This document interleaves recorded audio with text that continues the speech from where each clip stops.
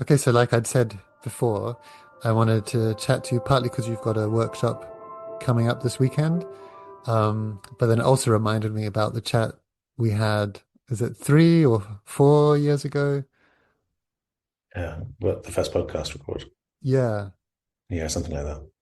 And you said some very interesting things then. And it would be great to hear the updates. And we've just got a little bit of time today. Um, but maybe you can, and you've released a book since then, Dawn of Mind. We had the book launch, a book launch for that here in London, and the recording of that's on this channel as well on YouTube.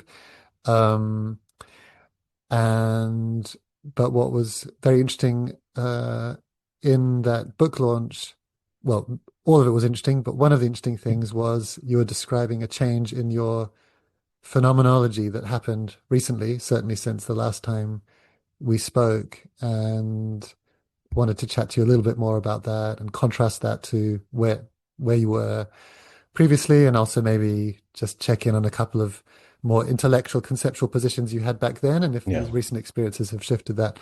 So maybe, if it's okay with you, you could start with saying a little bit about your present yeah, yeah, phenomenology and um, yeah, yeah. I appreciate you kind of inviting me to have this chat and drawing it out of me because I it's interesting because up until February of this year, 2025, we're now in June. Um, I had this very strong direction of motion, this very strong kind of mission to talk about non-duality and its reality and try and share it as much as possible. Um, and then with this kind of abiding non-duality that kind of dawned in February, uh, I've become kind of rudderless. Like that fell away. The what became clear is that James, like the sense of self, the ego, the one who thought it was driving the ship, even though there was insight into it not being actual, there was still a kind of energetic, embodied system of beliefs that was like, okay, I'm getting somewhere, I'm going somewhere, I'm on a mission, I'm seeking something, um, and that fell away, and with it, really the desire to kind of that whole mission to talk about this stuff really fell away, and so I'm now in this kind of weird position where all the infrastructure's there. I've set myself up to like talk about this stuff, um, but there's just no spark to do it. So for months now, I've barely spoken about this. But it feels kind of quite nice in this moment. It feels nice to talk about it. It feels like it wants to be shared, but without that drive myself. So it's a genuine appreciation for you, kind of drawing it out because inviting it out because. Yeah, so it's a bit of a weird one when it comes to kind of the shift because, as I mentioned, it's a shift from a kind of being a self on a timeline, which gives you a sense of control and orientation, and that's stopping. And a kind of the timeline disappears, the path disappears, the self disappears. And so there's a real acclimatization period, and that's still happening. It's still kind of conditioning is unwinding. Um, and in the first few weeks and months, yeah, it was quite dramatic. The conditioning, kind of the adjustment. But now it's settled into a really nice kind of place. So yeah, I mean, I guess to answer more precisely your question about phenomenology, it's really, I guess, continually obvious that um, there is only everything that ever arises, all phenomena in experience. There's just the appearance, and there isn't anything second to that. There is no self looking at the appearance. There is no separate awareness that's separate from the appearance. There's no duality, non-duality. So and with that, there's no separations within experience. There's no separations within reality as a whole. Um, and there've been lots of abiding kind of insight into that and ability to shift into it, but still a sense of a center of gravity. Really, what it comes down to is the kind of embodied, energetic way you're showing up in the world. The energy, as I said before, of being someone kind of on a mission through time versus that contracted paradigm, which is fundamentally a contraction around a belief that there is an actually existing self that will die, and that's a problem. So really, the suffering is believing there's an actual problem. And the actual Mm. problem typically is that there's a you who's going to die. And all the other problems of the world, their actuality, their urgency is kind of scaffolded on top of that. I'm not saying there aren't problems, like clearly on a relative level, but in terms of reality itself is problem free. Problems are just not even on the menu. Um, they only exist in the way that we show up in the world and have attitudes towards the rest of the world. Um, and so I guess my speaking in public was driven by a sense of not okayness with the world, which is the self is fundamentally not okay. It feels like it's not okay. I mean, it is okay, but it feels like it isn't. It feels unsettled. It feels there's this problem of its own death. It has to do something about this. And for me, I think there was a sense of I'm not okay with the state of the world, this level of suffering. James is not okay with that. Um, and I need to do whatever I can, leverage every tool I have in every moment I can to try and communicate what I think is the root of suffering, which is the kind of egoic, energetic kind of discord that arises from separation. Um, and the funny thing about that, though, is I was still showing up with some of that energy. And so I think the best way to put out that fire is to put it out in yourself. And it's not that when that happens that you then are okay with everything in the world, that you don't care about the suffering, but it's no longer about you. So it used to be James isn't okay with this. I was putting myself into it. Mm. Now, from emptiness arises compassion. So when you see that nothing has any actual independent existence, including problems, then you're freed up to stop meddling and just to say, okay, well, what can be done here to help? In the way that isn't about me. Trying to meddle. A friend of mine was talking about how he was involved in Extinction Rebellion, and he was really surprised about the level of kind of neurotic, like putting oneself and one's own mission, like the level of that getting in the way of the project, and both of us great believers in the project, but yeah, that's kind of what we're talking about here is that energy of ego, um, and it's quite a radical journey to shed that and to let go of it. It's very confronting, and it is a path of kind of letting go of attachments or clinging rather. You can still be engaged, and you can still have preferences, but you're letting go of that grasping, wounded, not okay. I've got to change something here to make everything okay. And then when that falls away, there's a recognition of the absolute perfection of existence. Before you lay your ideas in it and you try and judge it, it's absolutely perfect. And there's the suffering, and it's um, Ramdas had a thing where he was talking about this kind of paradox of these two positions in a talk called Nowhere to Stand. And he said, you come up to awareness and you're like, and if the absolute and it's perfect, if someone falls down in front of you, you're like, absolutely perfect, it's just the causality of existence. Then you come down to your human heart and you're like, the whole thing stinks, it's terrible. And it's like, yes, both of those, and there's nowhere to stand. You can't hide out in one or the other. It's a kind of dance between the two. And so it really ends up just being a kind of a falling in love with the world as it is, every inch of it. And then from there, trying to do whatever you can to relieve the suffering. Amazing. And just if we compare, and I suppose you're in quite an interesting phase because I've spoken to other people who have had similar shifts, and I think after a few years they kind of forget. It's kind of like we forget. I know that I was a child, and I've got some vague memories of what that was like, but it's probably not exactly like what it was like. And Right. you're in that space where you can probably, since it was just in February, you're more likely to remember what it was like before February and compare it with now. And we can also use me as an example. So I have a sense of when I say the word I or think of myself, um, and I've done a bunch of meditation, as you know, so I can scan my body and observe intellectually. I'm aware, well, it's a cloud of sensations. There's a sensation I call my head. There's a bunch of sensations I call my chest. The sensations I call my legs. But there's something about the sensations in my chest, the area that I'd point to if I Yeah. was to say me, that feels distinct or special from all the other phenomena that show up. So my long question is, is that what falls away, the feeling of those sensations somehow being distinct or special or me or mine? Even though intellectually I can see, I don't know why I feel that's me or mine. Yeah, It yeah. just does. It feels like if I say I, it feels like I'm kind of over here. Yeah, And James is, that's a perfect description of this terrain. So the last inquiry I was doing before that led to this was exactly that, was saying I, feeling and experience where that shows up, and then looking, inquiring where, exactly as you were saying. Um, seeing, well, so a traditional way to do it would be, as you say, to notice that there's just sensations, there's just appearances. But I think what can happen is that can actually deflect the surrender. So my path was one of deep surrender into I just need to be at peace in the present moment because my system was too traumatized and jangly, and so I just needed to come to some kind of homeostatic like rebalancing.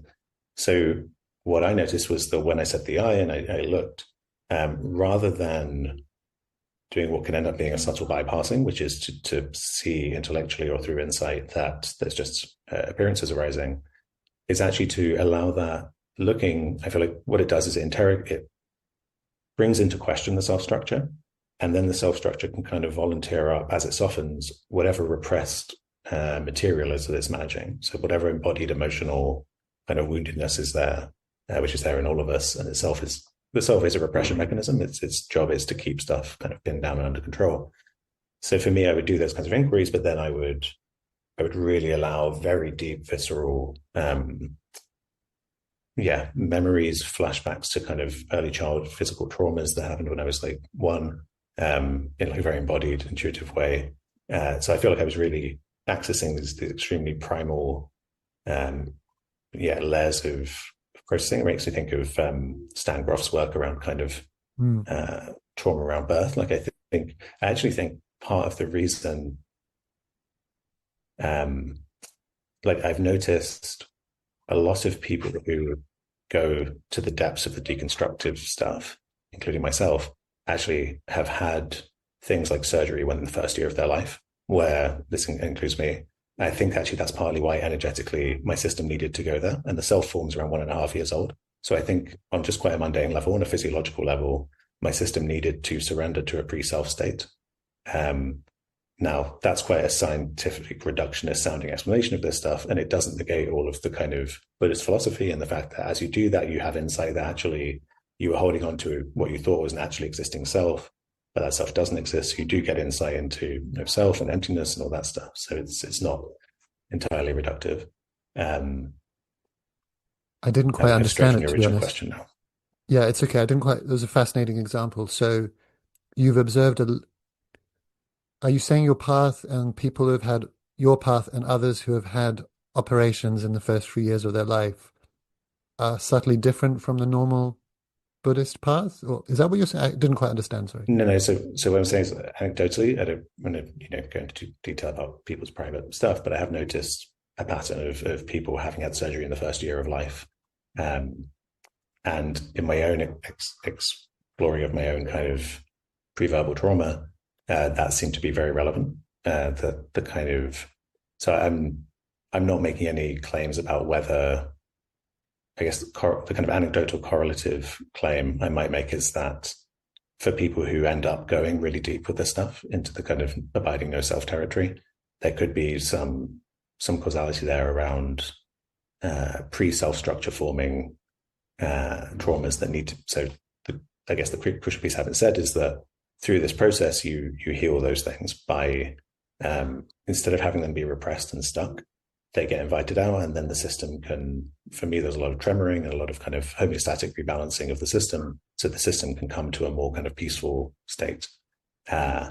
So I guess what I'm saying is, if your main trauma was being bullied when you're a teenager, your self structure formed way before that. So there's no need to deeply interrogate your self structure. Maybe conventional psychotherapy will be okay for that. You don't need to mess with the self structure. But if say like as you're being born, you have some physical trauma and your self forms around that because the self does this kind of emotional repression thing, the only way you're going to access that stuff in order for it to kind of be integrated, my speculation, and this is totally speculation, at this point based on anecdotal stuff, and my own phenomenology. But my speculation is that perhaps then you need to go to this very radical degree of deconstructing your identity. I don't know if that, I'm not saying every single person who goes deep with this stuff has that kind of trauma. I just noticed in myself, they seem to be tied up together. And then when people kept telling me, when a few people told me about these early first year of life surgeries, I was like, that sounds like relevant. That doesn't sound like a coincidence. Um, yeah. So let me see if I've got this right. I think this is all, as you say, it's speculative, but potentially if someone's main trauma, the main reason they're uncomfortable in their own skin or with life, stems from experiences in their teenage years, it could be to arrive at a point where they do feel comfortable in their own skin and with life and with themselves, that psychotherapy would be enough and they wouldn't need to deconstruct their sense of self to quite the level that you have. Um, and they might not have the and they might not have the motivation to do that either, because once you're feeling quite good and comfortable, then why would you spend hours of meditating and inquiring into self and trying to shift things that feel fine? Is that Exactly. more or Yeah. less what you're? Yeah. So yeah, because you could say what preceded the abiding shift was a very intense couple of years of like a dark night of the soul, of just like Mm, absolute agony of going into my kind of deepest, darkest shadow places and exploring everything. And there were points, it took a kind of gravitational pull, this process pulling me into this like deeper and deeper surrender. Adyashanti talks about this in his book, The End of Your World. That's what really pointed me that it was okay to go there. But it didn't feel okay. There were the stuff that, um, yeah, as I was going through, I was just like, why am I doing this? Like, why is this? I mean, I knew why I was doing it. I could feel the need. That was it. I could feel in the moment there was a need to surrender. There was a need to be at peace at all costs. Um, but I was like, these are big costs. This is like, it turns out there is no cost because it's all just appearances. But as it's happening, if you believe it, it feels like you're paying the ultimate. It feels like you're shedding your attachments to the entire world. It feels like you're facing every bit of yourself that you don't want to think is in there, that you form your entire identity about being, well, I'm a happy person, not a sad person, or I'm a peaceful person, not an angry person. And suddenly, you're seeing every aspect of the human experience manifested in repressed parts of yourself. Um, so then like the story I just told of a very basic physiological, homeostatic, organismic process, that makes me go, oh, okay, like that's why my system was like, sorry, James, don't care what all these ideas like say about what you want. Like we're going here. Like there's some energetic rebalancing happening. Uh, but the more universal thing here is that the self paradigm is an embodied, contracted paradigm. Oh, so we haven't. You gave your great articulation of this feeling in the chest, and we didn't get back to that. So I'd love to circle back. So when you have that sense of I in the chest, there's a belief operating in the background that there is a you of some kind, that there is some kind of separation, that there is some stance to take, there is some control. Could be any of those flavors, could be the thing, but there's something there that's not just the totally unbound expressiveness of reality. And it's that belief or that needing to pull back, that interpretive way of being just is what the self is, or the self mode, because there isn't a self. So in that mode, that those sensations are being kind of interpreted a certain way, and to let go of that interpretation is everything I just described. It's not needing to take a stance, not needing to have orientation, not needing to have an identity, not needing to have control. So that's why it is very radical, to really let go to that deep level. And the contracted piece is that the self structure is because it's a kind of a paradigm of separation. It's a paradigm of vigilance, of feeling kind of small and on guard. And so, if you were raised in a situation where you're always like slapped on the left side of your face, you can imagine someone might develop a contraction so that they're quicker to respond to kind of guard themselves in that situation. What concepts do through the human mind is allow us to extrapolate that vigilance to threats that could be, oh, am I not going to make enough money for my retirement 40 years from now, or whatever it is. And it's still scaffolded on the same neural mechanisms, on the same embodied physiological patterns. So there's this subtle bracing of just like, even if you're thinking about your retirement, there's just this thinking about anything, any conceptual division is like, well, it's premised on I'm here, I'm in the body somewhere, and I need to be protected because my death is a bad thing that needs to be delayed as much as possible and ideally shouldn't happen.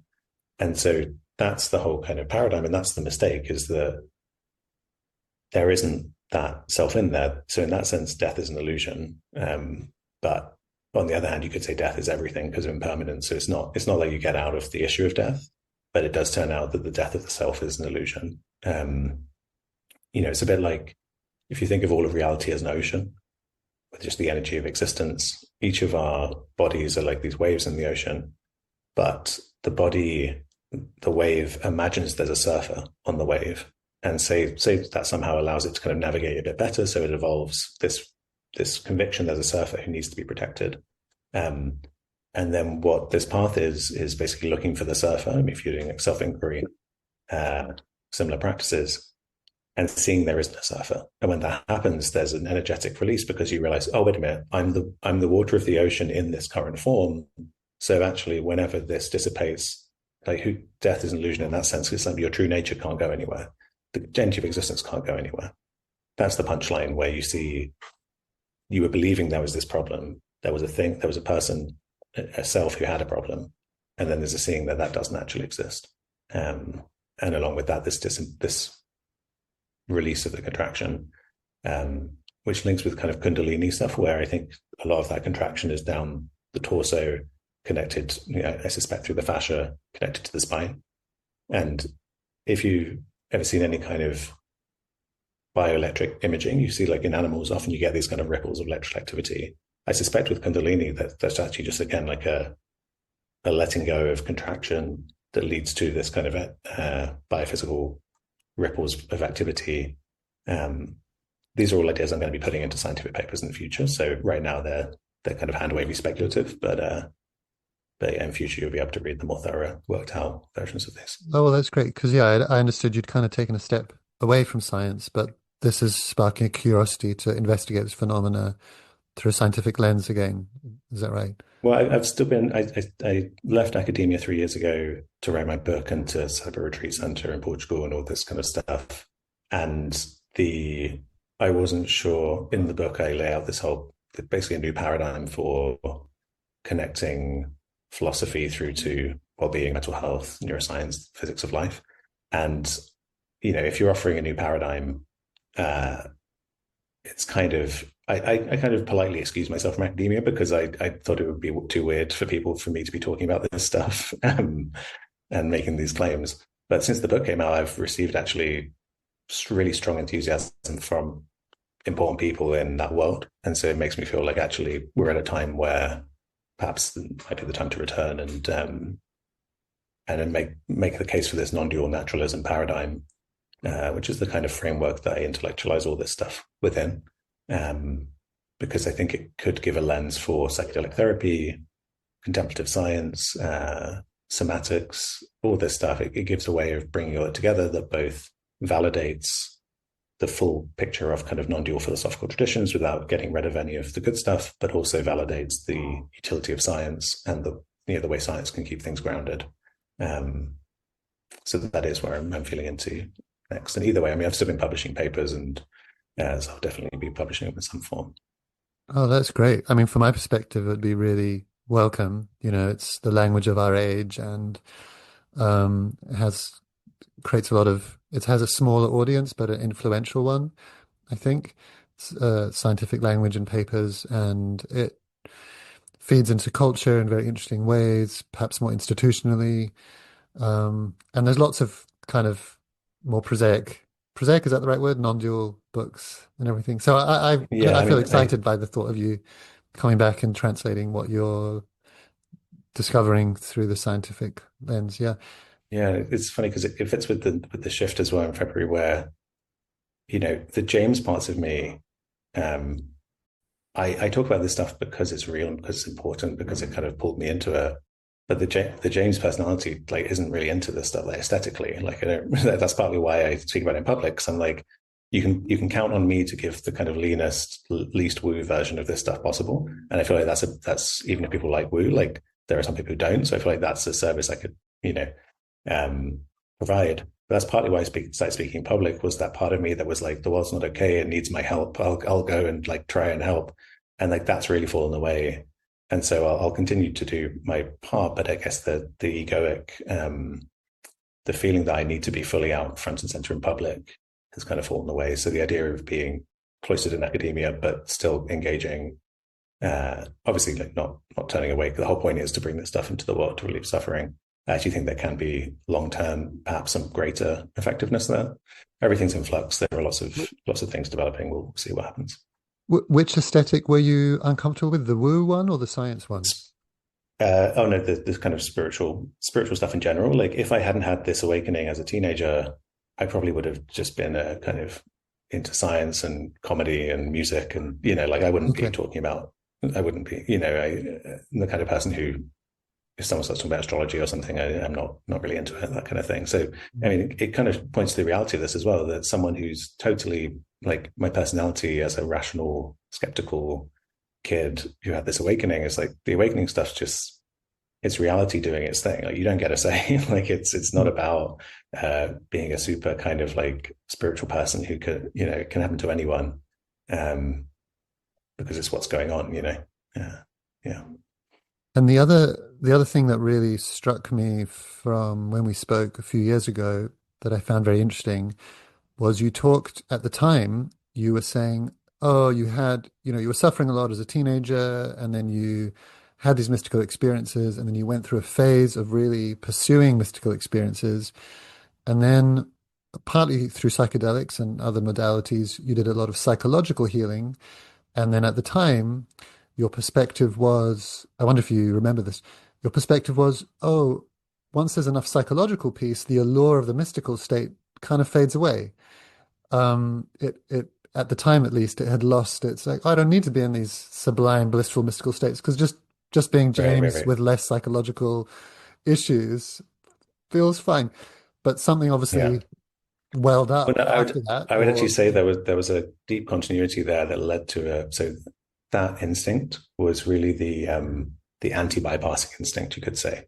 So in my 20s, yeah, after the awakening, it was one of those things where once you've seen it, you can't unsee it. So there could always be this attentional shift into the absolute. And yeah, there was a desire to explore through things like psychedelics. Um, yeah, and then once there was a significant amount of autobiographical healing, there was a sense of I'm now more intimate with reality. I'm now more in my body. I'm now because I was bypassing before into witnessing or not really witnessing, just being the absolute. Uh, but almost as a it felt more. dissociation. Yeah, it's hard to describe because it's yeah because it was still an authentic shifting into the absolute, but it was doing that to escape Yeah, emotional material and stuff like that. So the sense of just doing kind of like IFS and eating child parts myself and like that just felt really when we spoke then I was in the midst of all that and I was like this is wonderful. I mean it was challenging but it was just so nice to have that opportunity to move towards wholeness. So I think like, what I was probably trying to articulate then is kind of I mean also people you, people will say different things at different points in the path, so like I'm sure a lot of stuff I said that I wouldn't agree with now, especially my view of like where this path goes and stuff like that. um yeah, maybe that was wishful thinking. That maybe I had some inkling of the dark night stuff that I was trying to avoid. But the wisdom of that I'm hearing now is the sense of the appeal of wholeness, of just like you don't need to bypass, you don't need to dissociate, you can move towards being an embodied uh, whole person. But then the irony is you kind of die into wholeness. So it's like the more you do that, if you'll let it keep going, it's that path of wholeness and embodiment that lets you see the emptiness and the no self. So then you end up coming full circle to stuff that could sound quite disembodied and quite yeah, not like that kind of ordinary way of showing up the world, but it becomes a synthesis. It becomes kind of both and of the relative and the absolute. Zen has always really appealed to me, where instead of floating off into some transcendent, world that's dissociated from this world, you let the absolute infuse the relative, and until you can't see any difference between either, and then it's just the suchness of experience in any moment. yeah. And so maybe it's important to say you have a partner, you have a very young son. you still engage with your partner. As a partner, you still look after your son. And Um, better than before. So like that's the thing as well, is as I was surrendering, the thing that thought it, the cognitive resistance that thought it was going to get me to stop was to say, like, you're going to be a bad dad. Like there's a lot of identity around there. Like, it's not okay to let go, because you think of, this is partly why I clarified before that the kind of a thing you're letting go of is not engagement, it's not concern, it's clingy, kind of wounded, selfie attachments. Like when I say attachments, that's what I mean. So what I kept seeing is the thoughts would offer up some reason why I shouldn't surrender. And then I would look underneath the thought for, well, what's the part of myself I'm trying to hide? What's the thing I don't want to see? And then I would feel into that. And then every single time I did that maneuver, I was glad I'd done it. I met some wounded part of myself that was othered and isolated. And so this is why it just gets this kind of love tone, and life gets a lot more simple, and you just have a lot more resources to show up in a loving way without bringing your own stuff to the table. Um, so yeah, my path has been one of synthesizing the direct and the gradual, of seeing that these things are always true in every moment, but at the same time, you can go on a path of refinement, maturity, growing up as well as waking up, um, and to try to bring the plane into land in the most kind of seamless way possible to then show up in the world in an effective way. There's no need to push away the world and to say like, oh, I saw an illusion.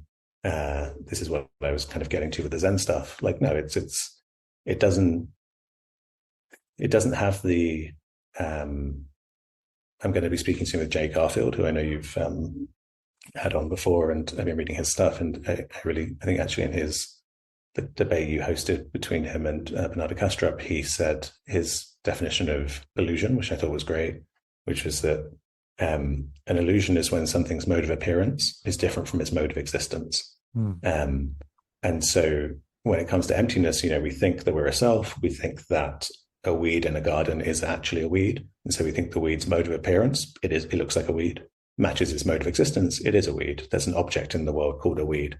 And then when you do this kind of investigative stuff, you see actually me deeming it a weed is a psychological stance I have as a gardener, because I don't want it in my garden. It's actually empty of essence of weed. That was just kind of object perception. So its mode of existence, and so what's more is for its existence, the plant depends on the existence of the sun and gravity and everything else, oxygen, carbon dioxide. And so in that picture, the weed, the way it appears is different to how it exists. And so it's illusory in that sense, but it does exist in some form, but just as a manifestation of the unity of existence coming together as that form in that place. And it turns out everything's like that. So just because the world doesn't exist in the way you thought it did, doesn't mean you can go through a bout of nihilism, of pushing it away, but it's important not to get stuck there and to come back to the world and to say, well, it does exist in a different way than I thought. So yeah, you can have both. You can be in the relative and in the absolute if you'll just let the surrender keep going, because it does come full circle back to the ordinary, back to just being a person sitting in a room talking. Like that's what's happening right now on some level. But as long as you don't think people exist as separate things and talking is an actual thing, as long as you can see the emptiness and the independence of it, the empty fullness of it, both are reasonable ways of describing what's going on. and it also sounded like you were saying that it's not like everyone has to go all, I'm going to call it all the way for lack of better term, but like all the way or deconstruct all the way. It's like it sounds like, unless I've misinterpreted you, you're inviting people, take this as far as you want. If you kind of go as far as your Yeah, teenage trauma and then you feel like yourself, that's fine. If there's deeper stuff and there's still suffering, you can go deeper, and there is a solution, as it were. And right. I'll just kind of double decker my question. It sounds like, or if I remember, because I think it'll help clarify for people, that a lot of this process was done in meditation, but was also supported sometimes by other people, and maybe IFS therapy, maybe sometimes supported by psychedelics taken in a very responsible, safe way. Probably want to emphasize they're not for everyone, and there's lots of caveats to be said about people taking psychedelics. But yeah, are my assumptions and projections there close to the mark? Yeah. So can you reiterate the core of the first question because I've lost it since you That mentioned the not, second one. it doesn't sound like you're thinking, Right. well, Well, everyone has to do this alone. everyone has to get to this point of like feeling like there's absolutely Yeah. no self. The point So is to I, reduce suffering to the extent that, yeah, and the way one might do James, that might be supported by other people, and yeah, it's not just meditation. yeah, yeah. So the, I was going to say about what my, what James's personal kind of stance would be versus what I see now, but actually I think they're the same at this point, which is that um, the suffering of the world is based in the misperception of separation. And the solution to that isn't to set up some imaginary goalpost in the future where everyone's awakened and the world is in some permanent state of peace. The solution to that is in every instant that there's the option to orient a bit more towards openness, surrender, not being pinned down, separated, closed. And that's it. I think everyone can benefit from doing that. And that orientation is really the duality of ethics of religion, where whether you want to call it delusion versus awakening, evil versus good, and like, I wouldn't use those terms, but that's the kind of the parallel in Abrahamic religions. In the kind of the darkness of the world comes through repression and self and separation. I'm not calling the self evil, but it's that. Yeah, I think delusion is a good word. So the kind of messages of religions, I think, are correct. That it's kind of like orient towards the light, orient towards illumination, openness, awareness, connection, separation, unity. What does that orientation look like? It could be a single instant of mindfulness, of bringing awareness to, if you're about to shout at someone and you have the presence of mind to see the wisdom in cultivating the awareness around that and creating some inner spaciousness there to become less reactive. It could look like someone like me needing to go the whole way for whatever reason, speculations aside. And that's it. Basically, is that it's always happening here in the present moment anyway. But also, even beyond that, there's no one home to do it. There's every reality. Not only does it not need our help, there's no wiggle room in it for us to do anything. And there isn't anyone to do it. So it's like, it's truly just happening. It's all It's, just like it's unfolding the totally, way it's yeah. And unfolding the way so, it's going to unfold. Yeah. as human to human though, as we care about suffering, sure, like it's wonderful to spend your time training as an IFS therapist, as a psychedelic practitioner, as a meditation teacher. Absolutely wonderful. I would love on just a practical level to see a mental health infrastructure built around that instead of built around the systems we currently have. Um, yeah, Brilliant. Um, so unfortunately, I don't have that much time today. I'd love to continue this. yeah, we should do it again. Yeah, I've got quite a few more questions. Like I say, I'd love to know if you're. So this isn't a question for you to answer. It's to bookmark for future because I have to go in a few minutes. But yeah, your current views on the ontology, on that debate right. between Bernardo and Jay on like the primacy of consciousness, and I'd love to come back to that and find out if your current phenomenology has shifted some of those intellectual views. You're familiar with Jeffrey Martin a little bit and Yeah, his. yeah, Yeah, it'd be great to hear, compare and contrast a little bit on that. Around cessation would be another thing I'll ask you about if you're open to it. Um, but for now, I'll just plug as well. So this was partly sparked. I'd have for a long time I've been wanting to reconnect with you and ask, okay, where are you at now based on where we chatted a few years ago. But also now you're teaching. You have two workshops coming up in London, Saturday and Sunday, where I guess you'll present some of these ideas around arriving at less suffering through a letting go process, and you'll be presenting some of the methods you've used or that you know about that move yeah. in It's that very direction. it's Is that very right? experiential, and so it's kind of non-dual inquiry. You could say meditation, but I don't like to use that word too much in case people don't like meditation because it's sitting in a chair looking at experience. It's not about getting to some super deep absorbed state. You can get up and move around if you want to. So yeah, it's about poking around in experience, questioning these things, opening up. Um, yeah, I think we booked in the first one of these. I think we booked in before this shift, and then it went well, and people asked me to do it again. So it's nice again. I'm happy that there's some momentum here to pulling me to do these things because the rudderlessness would be ashamed for it to all just kind of fall by the wayside. So yeah, this Saturday and Sunday in London, uh, it's not a 2 day thing; it's 2 1 day afternoon Mm. workshops. Yeah, and I'll put the link in whatever comments or descriptions I get this out on. Uh, and yeah, I suppose I don't know if you can share a couple of brief thoughts because you've said a couple of times there's a rudderlessness nature to where you're at, which does indicate the self, this kind of imaginary surfer or whatever, can have some utility. And you're probably Mm, familiar with Rob Berbea's kind of yeah, orientation, this idea of there's a deconstruction, but there can also be a right. mindful, Some making. intentional construction of a of selfing activity that's purposeful. Do you imagine that being part of kind of the next steps for you, or did? Yeah, I mean, I feel like, and it all kind of happens by itself anyway. But you could say wisdom. It feels like the appeal of wisdom is pulling me towards something like that, which is a kind of like a selfless gravitational pull towards.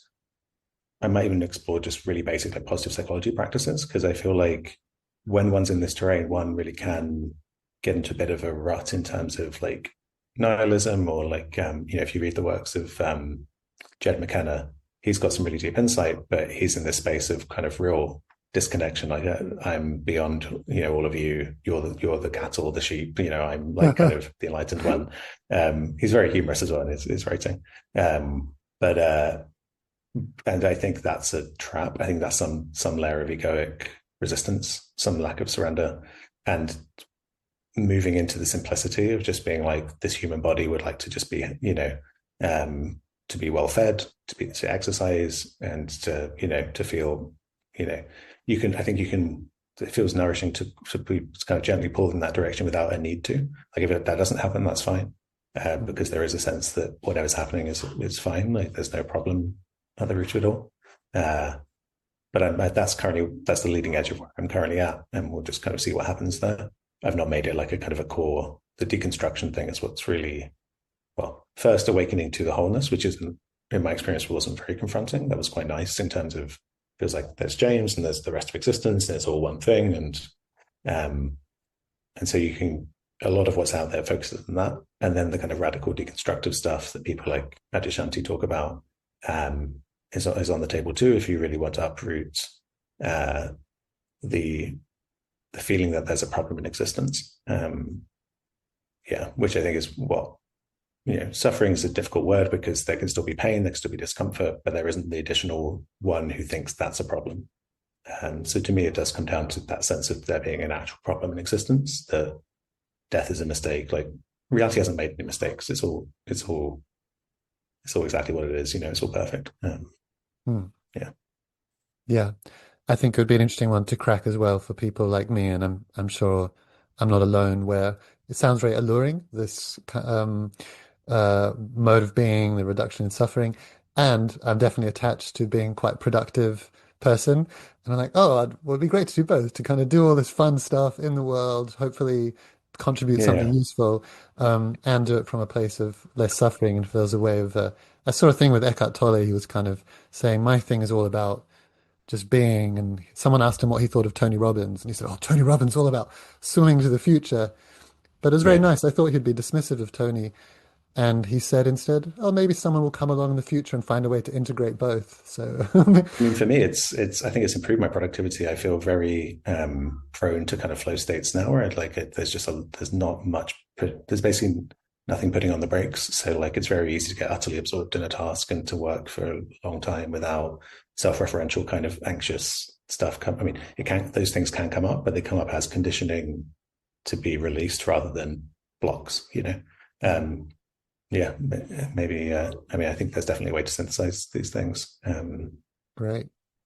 Yeah, My but also the contracted, final thing I'll my say, contracted self loves that. yeah, It might when know. when you said this feels very alluring, it truly is like though that one can't help but put oneself in the picture when we think of no self stuff, and like you Yeah. genuinely won't be there to enjoy it. Like it's so it's like it's both wonderful and nothing because it's like it's not like it enjoys itself, um, and conditioned patterns can come up with a sense of relief to have got out of the dream. Um, but that's where the surrender is difficult. If you were going to be there to enjoy it, you could reassure yourself that again on that timeline that there was some reward. There's no cookie at the end. There's no reward at the end. There's no pat on the back or trophy. The path disappears, the problem disappears, and it was seen there never was a problem. And you just kind of go, huh, all right, I'll get on with life then. Great. Well, I've certainly been absorbed in this conversation to the extent that I'll probably be slightly late for my next thing. Did I see you? Are you coming to Shamil's talk on Thursday, or did I see I you? am, yeah, yeah. Yeah. Okay. Well, I'll see you on th Thursday. Oh, great, Should be great. great.